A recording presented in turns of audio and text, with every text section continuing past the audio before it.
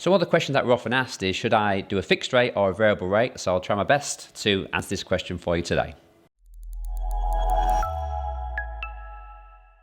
So we've come off the back of a period of time when interest rates have been rising quite a lot over the last 12 or 18 months. Prior to that, interest rates were very low for a very, very long time.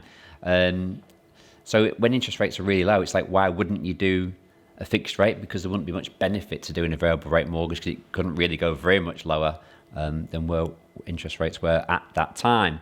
But now we've got a higher interest rate environment. It is a conversation that's getting opened up quite a lot more.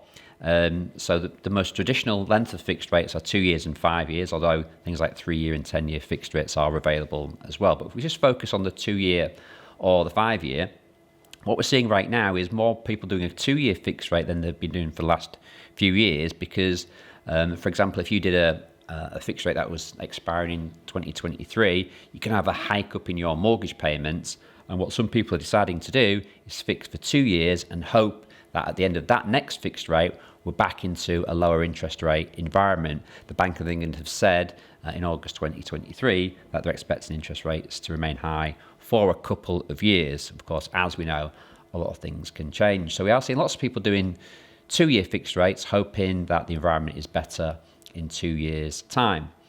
However, we're still doing quite a lot of 5-year fixed rates.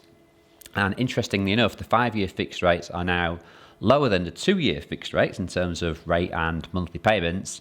And that's a phenomenon really that we've only seen in the last 18 months. Traditionally, 5-year fixed rates have been higher. So if people want the cheapest fixed rate, I tend to go for the 5-year. And also, if you're a kind of cautious type of person who it's really important that you know exactly what you're paying for a longer period of time, then there is some value in those 5-year deals.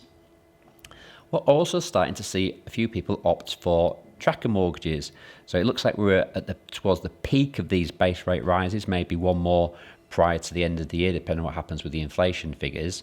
And of course, if interest rates do come down a little bit more quickly than the Bank of England were predicting in August, then it could be that your monthly payments reduce as the months go by. So we're seeing a real mixed bag, but in terms of which one is the right one, it really depends on your exact circumstances, and we'll be happy to make that recommendation and give the advice when the time comes.